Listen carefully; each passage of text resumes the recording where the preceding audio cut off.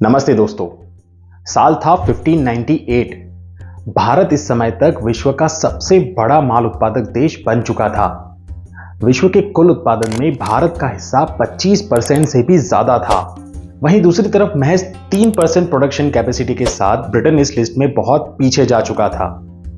पूरा विश्व भारत को सोने की चिड़िया कहता था और ब्रिटेन इस बात से भली भांति वाकिफ था। भारत की इसी अद्भुत अर्थव्यवस्था का फायदा उठाने के लिए साल 1600 में जेम्स लैंकस्टर नाम के बिजनेसमैन और एक्सप्लोरर ने लंदन में ईस्ट इंडिया कंपनी की नींव रखी और queen of England Elizabeth one से बिजनेस लाइसेंस लेकर साल 1608 में सूरत पोर्ट पे पहुंच के ईस्ट इंडिया कंपनी ने भारत में अपना पहला कदम रखा। दोस्तों, यहां पे यह समझना जरूरी है कि ईस्ट इंडिया कंपनी का मकसद भारत से बिजनेस करके प्रॉफिट बनाना था और जिसका एक बड़ा हिस्सा ब्रिटिश गवर्नमेंट को मिलना था। मतलब एक तरीके से देखा जाए तो east India company British government के लिए ही काम कर रही थी। ब्रिटिश गवर्नमेंट ने ईस्ट इंडिया कंपनी को आर्मी सपोर्ट भी दिया था, जिससे भारत में किसी भी कंडीशन में बिजनेस किया जा सके और ज्यादा से ज्यादा प्रॉफिट बनाया जा सके। आर्मी के सपोर्ट से ईस्ट इंडिया कंपनी ने भारत में छल और बल दोनों से ही काम किया और साल 1765 आने तक भारत के ज्यादातर स्टेट्स पर अपना कंट्रोल कर लिया था। दोस्तों, आपने एक कहावत जरूर सुनी होगी कि शेर के मुंह खून लग चुका है, पर यहां ईस्ट इंडिया कंपनी को गीदड़ की भीड़ कहना ज्यादा वाजिब होगा।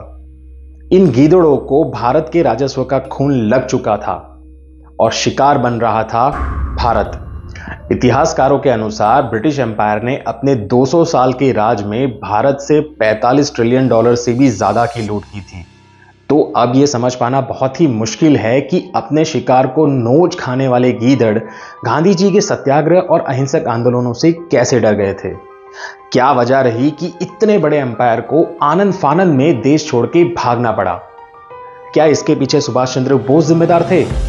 समझने की कोशिश करते हैं आज के इस वीडियो में। इसलिए आज हम लोग दुनिया को दिखलाने चाहते हैं कि अब हिंदुस्तान दिल से, हृदय से स्वराज्य चाहता है और स्वराज्य के लिए तैयार हो गया। दोस्तों, आजाद भारत में हमें यही सिखाया गया है कि देश को आजादी अहिंसा और सत्याग्रहों से मिली है और इसका मुख्य क्रेडिट गांधी जी और उनकी कांग्रेस पार्टी को दिया जाता है। देखिए, इसमें कोई डाउट नहीं है कि गांधी जी की एक्टिविटीज से देश में एक यूनिटी फॉर्म हुई थी, देश एकजुट हुआ था और इस चीज से ब्रिटिश एम्पायर परेशान भी हुआ था। पर क्या इतना काफी था?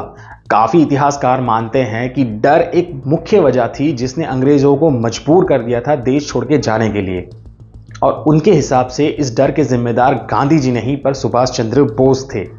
1942 में एस्टैब्लिश्ड आजाद हिंद फौज या इंडियन नेशनल आर्मी की कमान 1943 में बोस ने संभाल ली थी। माना जाता है कि बोस की लीडरशिप में उनकी स्ट्रैटेजीज की वजह से भारत में आईएनए का कद बहुत बड़ा हो चुका था। अंग्रेजों को डर था कि आईएनए की वजह से अगर 1857 जैसी क्रांति फिर से भारत में हुई तो इस बार अंग्रेज उसे संभाल नहीं पाएंगे और उन्हें फोर्सफुली भारत से निकाला जा सकता था। देखिए, अंग्रेज बेसिकली चाहते थे कि उनकी बात की सरकारें भी भारत को वैसे ही चलाए जैसे वो चलाया करते थे। दोस्तों, उस समय ब्रिटिश राज में चल रही हलचल को समझने के लिए हमें लेफ्टिनेंट जनरल एसके सिन्हा के बारे में जानना होगा। सिन्हा भारत के लिए एक वॉर वेटरन रहे हैं। वो आसाम, अरुणाचल प्रदेश और जम्मू कश्मीर के गवर्नर भी रह चुके हैं।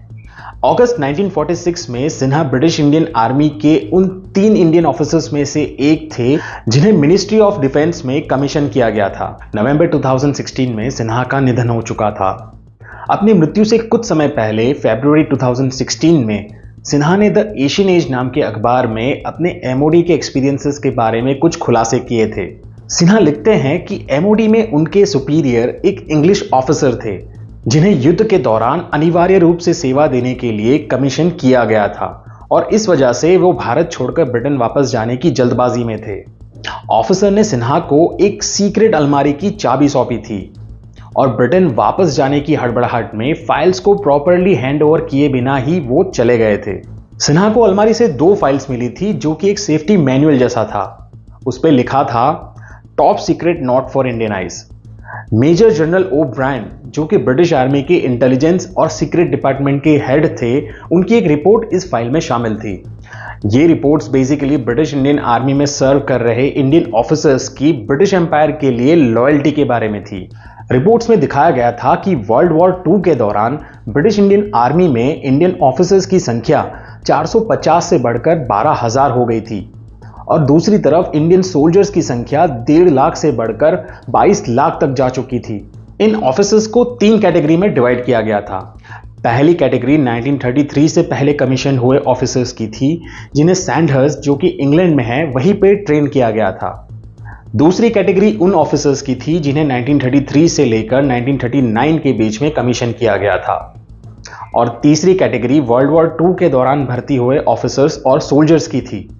पहली कैटेगरी ब्रिटिश राज के लिए सेफ मानी गई थी।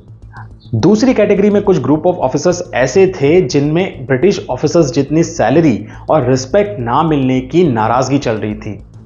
और तीसरी कैटेगरी के सोल्जर्स, जिनकी संख्या सबसे ज्यादा थी, ब्रिटिश राज के लिए सबसे गैर भरोसेमंद माने गए थे, जिन पर उस समय चल रहे फ्रीडम मूवमेंट का प्रभाव हो सकता था। वो कभी भी अपनी लॉयल्टी बदल सकते थे और देश को आजाद कराने वाली ताकतों का साथ दे सकते थे। रिपोर्ट में बताया गया था कि इन पर सबसे ज्यादा नजर रखे जाने की जरूरत है। सिन्हा को जो दूसरी फाइल मिली थी उसका टाइटल था ऑपरेशन गोंडोला। ऑपरेशन गोंडोला एक सीक्रेट मिशन था जिसमें इमरजेंसी सिचुएशंस में ब्रिटिश सिविलियंस को भारत से सेफली बाहर निकालने की स्ट्रैटेजीज थी। दोस्तों, इन फाइल्स को डिटेल में स्टडी करने से जो एक बात बाहर निकल कर आती है वो ये है कि वर्ल्ड वॉर 2 के बाद से ही British empire British Indian army पर भरोसा नहीं कर पा रहा था और किसी भी सिचुएशन में खुद को सेफ रखने के लिए ही उन्होंने ये सेफ्टी मैनुअल्स बनाए थे। अभी ये बहुत ही इंटरेस्टिंग है कि अपनी आर्मी के दम पर ब्रिटिश एम्पायर ने 200 से भी ज्यादा सालों तक भारत को गुलाम बना के रखा था, तो ये एम्पायर अपनी ही आर्मी से क्यों डर रहा था? ये समझने के लिए हमें ब्रिटिश इंडियन आर्मी के स्ट्रक्चर को समझना होगा।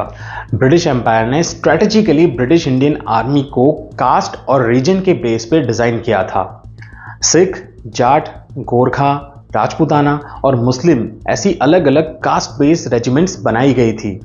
इन रेजिमेंट्स को एक दूसरे से अलग रखा जाता था। इनके किचन अलग होते थे, इनकी ट्रेनिंग और यहाँ तक कि इनके मिशन भी अलग रखे जाते थे और इन रेजिमेंट्स का अपना खुद का वॉर क्राई भी होता था। और ये सब किया गया था ताकि ये रेजिमेंट्स ब्रिटिश राज के लिए लॉयल रहे, उनकी सेफ्टी का ख्याल रखे और उनके द्वारा बनाए गए सिस्टम्स को स्मूथली ऑपरेट करते रहे। और सबसे इंपॉर्टेंट कि इनमें कभी भी राष्ट्र प्रेम की भावना डेवलप ना हो पाए। और वहीं पे सुभाष चंद्र बोस ने इंडियन नेशनल आर्मी पे राष्ट्र प्रेम की एक नई परिभाषा स्थापित कर दी थी। देश की आजादी ही जिसका सुप्रीम गोल था। बोस ने 1500 ऑफिसर्स और 60,000 से भी ज्यादा सैनिकों को रेजिमेंट्स में इस तरीके से डिजाइन किया था कि अलग अलग कास्ट और रीजन के सिपाही भी एक साथ मिलकर लड़ सके। उनके किचन, मिशन और ट्रेनिंग भी एक साथ होती थी। अपने समय से आगे की सोच रखने वाले बोस ने आईएनए में फीमेल बटालियन को भी शामिल किया था, जिसका नाम रखा गया था झांसी की रानी रेजिमेंट। राष्ट्रवादी भावनाओं को और भी मजबूत करने के लिए बोस ने सैन्य संगीत और देशभक्ति गीतों पर भी बहुत जोर दिया था। दोस्तों, अब ये सारी पैरेलल एक्टिविटीज चल रही थी वर्ल्ड वॉर 2 के दौरान, जो कि 1939 से 1945 के बीच में लड़ा गया था। इसी दौरान 15 फरवरी 1942 में जापान सिंगापुर को इन्वेड कर देता है। वर्ल्ड वॉर 2 के माने जाने वाले फ्रेंड नेशंस, जिसमें mainly great Britain, United states और सोवियत यूनियन आते थे, इस इन्वेजन से बैकफुट पर जा चुके थे। बोस इसी टाइम का एडवांटेज लेकर ब्रिटिश एम्पायर को भारत में हराना चाहते थे। उन्होंने जापानीज आर्मी के साथ हाथ मिलाया और 8 मार्च 1944 में नॉर्थ ईस्ट के भारत के स्टेट मणिपुर से इम्फाल और कोहिमा में ब्रिटिश राज पर हमला कर दिया। 4 महीनों तक चले इस युद्ध में आईएनए ने जापानीज आर्मी के साथ मिलकर बहुत ही बहादुरी से ब्रिटिश एम्पायर का सामना किया था। हालांकि भारत में अपने स्ट्रॉन्ग नेटवर्क के बदौलत ब्रिटिश आर्मी जापान को हराने में कामयाब हो जाती है। 3 जुलाई 1944 को जापान ऑफिशियली सरेंडर कर देता है। इस युद्ध में 26,000 से भी ज्यादा आईएनए सोल्जर्स ने अपना सर्वोच्च बलिदान दिया था और बाकी के सिपाहियों को British army prisoners of war declare करके बंदी बना लेती है। नेताजी की स्ट्रैटेजी बिल्कुल साफ थी। ब्रिटिश एम्पायर पे हमला करके भारत में एक बहुत ही बड़ा विद्रोह खड़ा कर दिया जाए जिसमें पूरा देश शामिल हो और भारत को आज़ादी मिल सके। पर ब्रिटिश इस बात को समझ चुके थे। इम्फाल कोहिमा के युद्ध के दौरान पूरे देश में प्रेस और मीडिया पे सेंसरशिप लगा दी गई थी, जिसका नुकसान नेताजी को ऐसे हुआ कि इतने बड़े युद्ध लड़ने के बाद, इतनी कुर्बानियों के बाद भी पूरा देश आईएनए के इन कारनामों से अनजान था। नेताजी ने तुरंत ही अगली स्ट्रैटेजी बनाई। वो चाहते थे कि चटगांव के रास्ते भारत की मुख्य भूमि पर ब्रिटिश एम्पायर पे हमला किया जाए, जिससे सेंसरशिप के बावजूद पूरा भारत इस विद्रोह के बारे में जान सके। पर जापान, जो कि पहले ही सरेंडर कर चुका था, अब और फोर्सेस भेजने के लिए तैयार नहीं था। फ्रेंड नेशंस, जो कि एक मुकाम पर हारते हुए दिख रहे थे, आखिरकार वर्ल्ड वॉर II में उनकी जीत हुई।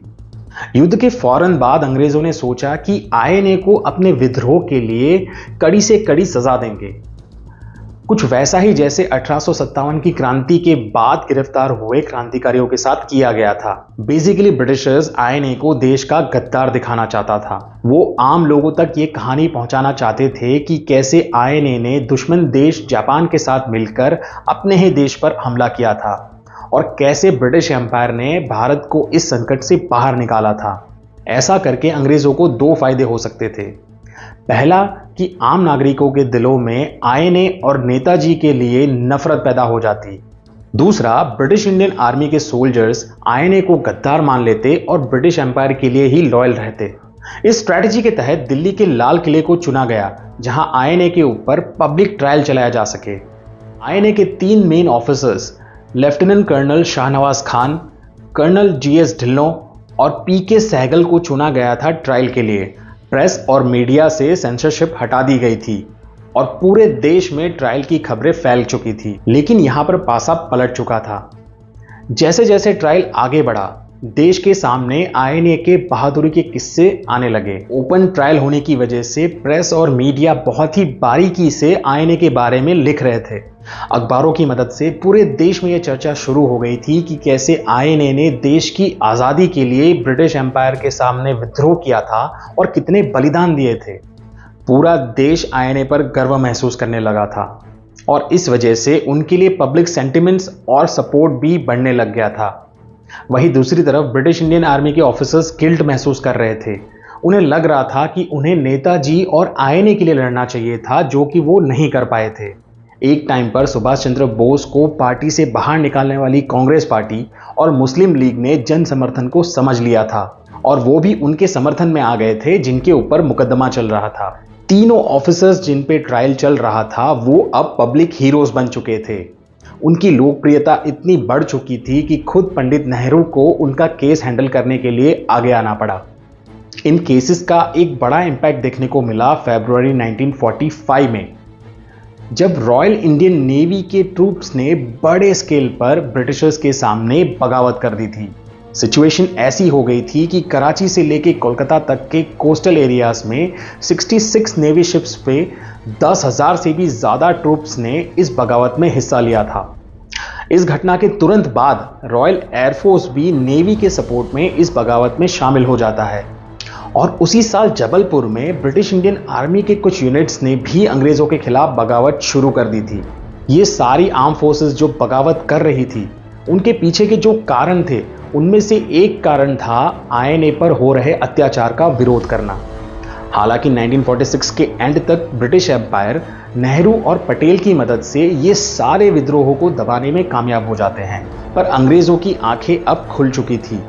उन्हें एहसास हो गया था कि सिचुएशन और भी क्रिटिकल हो सकती है और इस बार अंग्रेज उसे संभाल नहीं पाएंगे। दोस्तों, ये सारे फैक्ट्स और घटनाओं को एनालाइज किया जाए तो जो एक सच बाहर आता है वो ये है कि सुभाष चंद्र बोस और आईएनए की वजह से अंग्रेज बहुत ही डर चुके थे और आर्म फोर्सेस में जो बगावत हुई उसके बाद से ये डर इतना बढ़ चुका था कि अगले ही साल 1947 में अंग्रेज भारत छोड़ के चले गए। इस बात का खुलासा किया था खुद लॉर्ड क्लेमेंट एटली ने। भारत की आज़ादी के समय एटली इंग्लैंड के प्राइम मिनिस्टर थे। 1956 में एटली कोलकाता के टूर पे आए थे और तब वो प्राइम मिनिस्टर नहीं थे। पीवी चक्रवर्ती, जो कि उस समय वेस्ट बंगाल के गवर्नर थे, एटली के साथ हुई अनौपचारिक बातचीत में उन्होंने एटली से पूछा था कि 1947 में ही अंग्रेज क्यों देश छोड़ के गए थे। एटली ने जवाब में बताया कि भारत छोड़ो आंदोलन 1947 से बहुत पहले शांत हो चुका था और इस आंदोलन की वजह से ऐसी कोई सिचुएशन नहीं हुई थी कि अंग्रेजों को जल्दबाजी में भारत छोड़ के जाना पड़े। उन्होंने कुछ और लॉजिक्स भी दिए, पर नेताजी और आईएनए की गतिविधियों को सबसे ज्यादा क्रूशियल बताया। एटली ने आगे बताया कि रॉयल इंडियन नेवी के विद्रोह के बाद से हुई घटनाओं की वजह से ब्रिटिश एम्पायर को एहसास हो चुका था कि अब वो इंडियन आर्म फोर्सेस पे भरोसा नहीं कर सकते थे। जब एटली से साफ साफ पूछा गया कि भारत की आज़ादी के लिए गांधी जी के भारत छोड़ो आंदोलन से अंग्रेजों की मानसिकता पे कुछ प्रभाव पड़ा था, तब एटली ने हंसते हुए जवाब दिया था, ना के बराबर। दोस्तों, मेरे विचार से किसी भी देश और सभ्यता के इतिहास को दो विचारधाराओं के तहत मरोड़ा जाता है। पहली विचारधारा जो ये कहती है कि किसी भी देश के भविष्य को बर्बाद करना है तो उसके इतिहास को मिटा दो, और दूसरी विचारधारा के अनुसार किसी भी व्यक्ति विशेष की महत्वाकांक्षाओं की पराकाष्ठा के रूप में किसी देश के इतिहास के साथ छेड़छाड़ की जाती है। भारत देश के इतिहास के साथ ऐसा क्या हुआ है, आप अपने विचार कमेंट करके जरूर बताएं। धन्यवाद दोस्तों।